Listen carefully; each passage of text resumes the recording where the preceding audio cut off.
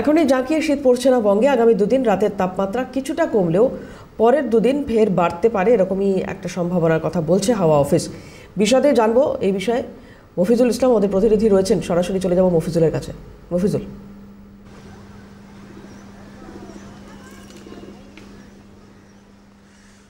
দেখা ঘূর্ণিঝড় সোনিয়ার একটা প্রভাব ইন্দোনেশিয়া উপকূলে থাকবে, যদিও তার কোনো প্রভাব মূল ভারতের ভূখণ্ডে পড়ছে না। অন্যদিকে আবহাওয়া দপ্তরের কাছে যেটা ভাবা হচ্ছে সেটা হচ্ছে শ্রীলঙ্কা উপকূলে একটি নিম্নচাপ তৈরি হয়েছে, সেটার দিকে আবহাওয়া দপ্তর তারা নজর রাখছে যে সেটার শক্তি বাড়িয়ে তার গতি কোন দিকে এগোয়। পাশাপাশি আন্দামান নিকোবর দ্বীপপুঞ্জ এলাকায় যে নিম্নচাপ অঞ্চল তৈরি হয়েছিল তার প্রভাবে সেই এলাকাতে বৃষ্টি, ঝোড়ো হাওয়া সেটা কিন্তু থাকবে।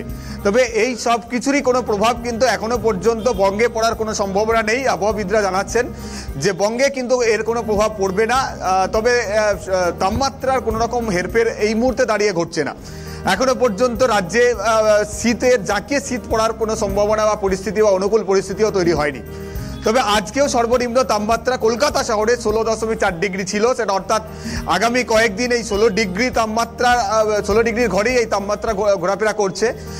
48 ঘন্টার মধ্যে তাপমাত্রা কিছুটা বাড়বে, সর্বনিম্ন তাপমাত্রা সেটা 17 থেকে 19 ডিগ্রি সেলসিয়াসের কাছাকাছি পৌঁছে যেতে পারে। এবং দিনের বেলা হয়তো ততটা শীতের অনুভূতি থাকবে না, তবে ভোরের দিকে এবং রাতের দিকে ঠান্ডা যথেষ্টই অনুভূত হবে, এমনটাও কিন্তু আবহাওয়াবিদরা তারা কিন্তু জানাচ্ছেন। আর বৃষ্টিপাতের কোনো সম্ভাবনা আপাতত এই রাজ্যের উত্তর থেকে দক্ষিণ কোথাও নেই।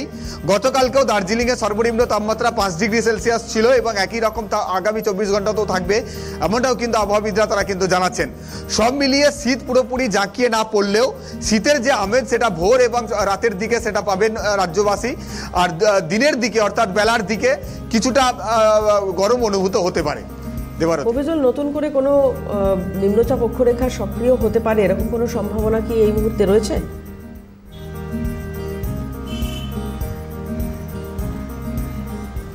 দেখো, এ রাজ্যের সংলগ্ন এলাকা বা উপকূলবর্তী এলাকাতে সেরকম কোনো সম্ভাবনা নেই, এমন কোনো সম্ভাবনার কথা আবহাওয়াবিদরা জানাচ্ছেও না। তবে শ্রীলঙ্কা উপকূলে যে নিম্নচাপ ঘূর্ণাবর্ত তৈরি হয়েছে তার কোনো একটা প্রভাব বা তার অভিমুখ এদিকে আছে কিনা সেদিকে তারা কিন্তু নজর রাখছেন।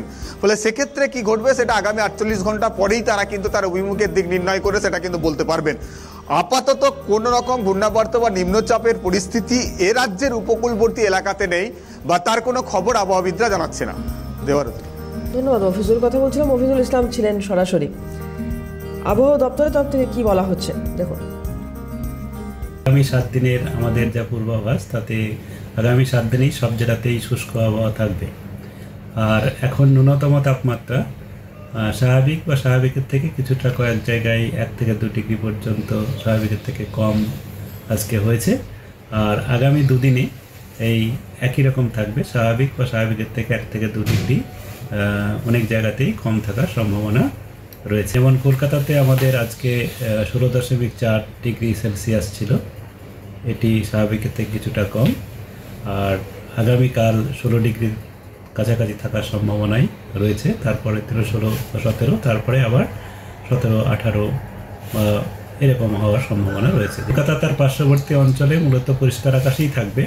আর ন্যূনতম তাপমাত্রা যেটা আমি বললাম 16 ডিগ্রি কাছাকাছি এবং সর্বোচ্চ তাপমাত্রা 27 থেকে 28-এর মাঝামাঝি থাকার সম্ভাবনাই থাকছে আগামী দুদিনে।